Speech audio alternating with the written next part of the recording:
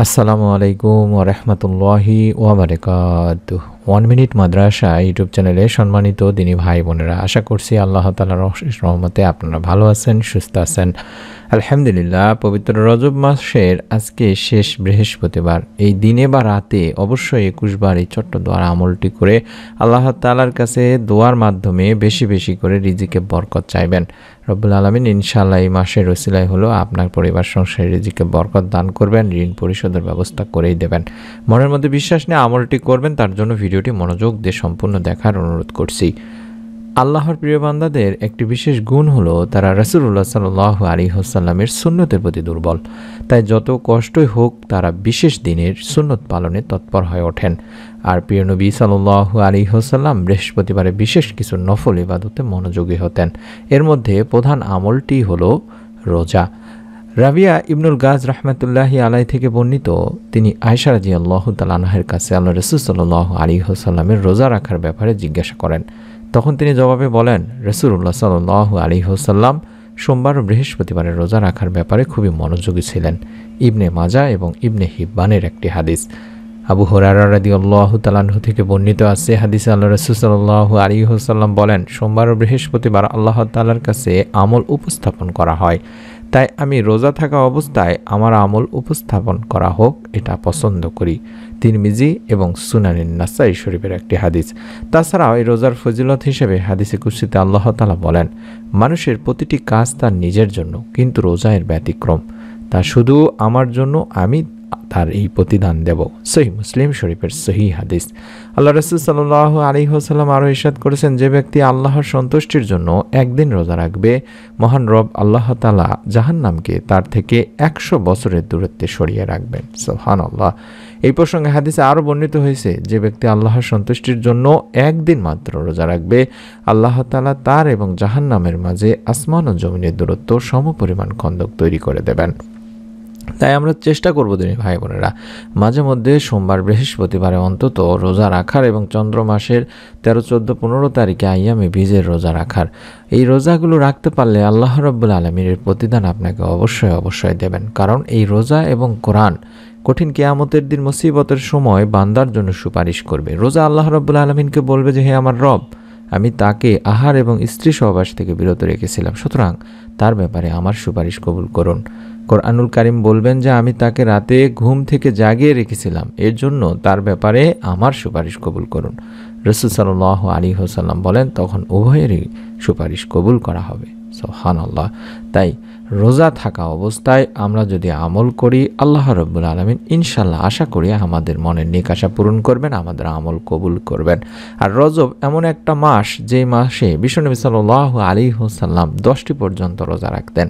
তাই আমরা চেষ্টা করব এই মাসে অন্তত এই শেষ বৃহস্পতিবারে অন্তত একটি রোজা রাখার, বা অন্য যে কোনো দিন অন্তত একটি রোজা রেখে অন্তত এই ছোট্ট দোয়ার আমলটি করার। পৃথিবী মানুষের আমলেরই একটি শস্যক্ষেত্র, দুনিয়া পরীক্ষার জায়গা। দিনী ভাই বোনেরা, আল্লাহ তাআলা তার বান্দাদের বিভিন্ন সময় বিপদ আপদ, অর্থ সংকট, বালা মুসিবতে আপতিত করেন।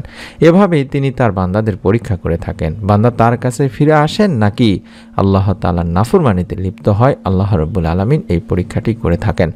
আল্লাহর পক্ষ থেকে আসা বিপদ আপদ সবসময় তাই আযাব বা শাস্তির রূপে পতিত হয় না। কখনো কখনো বান্দার ঈমানি এই পরীক্ষা ও ধৈর্য যাচাই করাও হয়ে থাকে।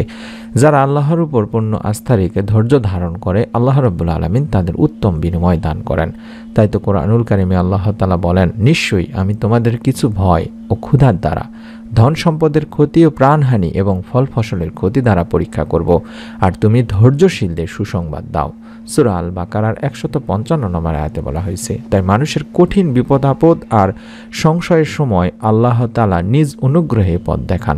শত অন্ধকার থেকে তিনি বান্দাকে আলোর দিকে নিয়ে যান। আল্লাহ তাআলা বলেন, আল্লাহই হচ্ছে মুমিনদের অভিভাবক। সুবহানাল্লাহ। এবং তিনি তাদের অন্ধকার থেকে বের করে আলোতে নিয়ে আসেন। আর যারা কুফর অবলম্বন করে তাদের অভিভাবক হলো শয়তান, যারা আলোর থেকে তাদেরকে অন্ধকারে নিয়ে যায়, এবং তারা সবাই অগ্নিবাসী, তারা সর্বদা তাতেই থাকবে। সূরা বাকরা 257 নম্বর আয়াত।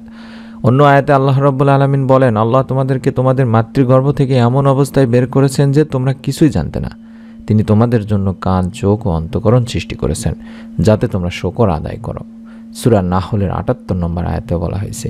তেমনি একজন সাহাবী অভাবে পড়ে বিভিন্ন ধরনের ঋণে পড়ে রাসূলুল্লাহ সাল্লাল্লাহু আলাইহি ওয়াসাল্লামের কাছে এসে বলেছিলেন যে আল্লাহ রাব্বুল আলামিন আমাকে অভাবের মধ্যে ফেলেছেন, আমি এমনভাবে অভাবগ্রস্ত হয়েছি যে আমার আর কোনো উপায় নেই। ইয়া রাসূলুল্লাহ সাল্লাল্লাহু আলাইহি ওয়াসাল্লাম, আমাকে কিছু উপায় বা পথ বাতলে দিন যার মাধ্যমে এবং পরিবার সংসারের জন্য রিজিকে বরকত আসে। তখন আল্লাহ রাসূল সাল্লাল্লাহু আলাইহি ওয়াসাল্লাম সেই সাহাবীকে যে দোয়ার আমলটি করতে বলেছিলেন সেই দোয়ার আমলটি আমরাও করব, এবং এই দোয়ার আমলটি করার ফলে আল্লাহ রাব্বুল আলামিন তার সমস্ত প্রকার অভাব অনটন দূর করে দিয়েছিলেন, ঋণ মুক্তির ব্যবস্থা করে দিয়েছিলেন, অর্থাৎ তার পরিবার সংসারে সচ্ছলতা দিয়েছিলেন। আর সেই দোয়াটি আমরা এই রজব মাসের আজ শেষ বৃহস্পতিবার অত্যন্ত গুরুত্বপূর্ণ ফজিলতপূর্ণ একটি দিন ও রাত অন্তত কষ্ট করে হলো 21 বার পড়ে আল্লাহ তাআলার কাছে বেশি বেশি করে রিজিকে বরকত চাইব, ঋণ মুক্তির জন্য দোয়া করব। দোয়াটি আমি স্ক্রিনের মধ্যে দেখায় দিচ্ছি যাতে করে সকলেই পড়তে পারেন, তার জন্য আমি একবার বলে দিচ্ছি। সুবহানাল্লাহি ওয়া বিহামদিহি সুবহানাল্লাহিল আলিয়্যিল আযীম ওয়া বিহামদিহি আস্তাগফিরুল্লাহ। এইভাবে এই দোয়াটি কম করে হলো 21 বার পাঠ করবেন। এই দোয়াটির পাশাপাশি আরেকটি দোয়া আমি দেখায় দিচ্ছি। আল্লাহুম্মা ইন্নী আসআলুকাল হুদা ওয়া আতুকা ওয়াল আফাফা ওয়াল গিনা। এই দুইটি দোয়া আমি একসঙ্গে দুইটি দোয়া দেখায় দেওয়ার চেষ্টা করছি, আপনারা এই দুইটি দোয়ার স্ক্রিনশট নিন। এই দুইটি দোয়া বেশি বেশি পড়ার চেষ্টা করবেন। সহিহ মুসলিম শরীফে রয়েছে দিনী ভাই বোনেরা। সহিহ মুসলিম শরীফের হাদিস অনুযায়ী এই দোয়াটি একটি সহিহ হাদিসের দোয়া, সেহেতু আমরা এই দোয়ার আমলটি করলে আশা করছি আল্লাহ রাব্বুল আলামিন আমাদেরও মনের নেক আশা পূরণ করবেন, আমাদের পরিবার সংসারে সচ্ছলতা দান করবেন। তাই অনুরোধ করছি অবশ্যই একটি করে নিয়ত করে আমলটি করবেন, যাতে করে আল্লাহ তাআলা নিয়তের ওসিলায় আপনার পরিবার সংসারে রিজিকে বরকত দান করেন এবং বেশি বেশি ইস্তেগফারের আমল করবেন, দরুদের আমল করবেন। আল্লাহ রাব্বুল আলামিন আপনাদের সকলকে আমলটি করার তৌফিক দান করুন। আমরা দোয়া করি অবশ্যই আপনারাও নিয়ত করুন, আমলটি করবেন। অন্তত ভিডিওটিতে একটি করে কমেন্ট করার মাধ্যমে, লাইক দেওয়ার মাধ্যমে আপনি নিজে আমলটি করবেন, আপনার মতো যারা আছে আপনার আত্মীয় স্বজন কাছের মানুষজন সকলকে আমলটি করার কথা বলে দেবেন। পরবর্তী এরকম নতুন আমলের ভিডিওগুলো যাতে মিস না করে ফেলেন তার জন্য চ্যানেলটির সঙ্গে থাকার অনুরোধ করছি। সকলে ভালো থাকুন, সুস্থ থাকুন। আসসালামু আলাইকুম ওয়া রাহমাতুল্লাহি ওয়া বারাকাতুহু।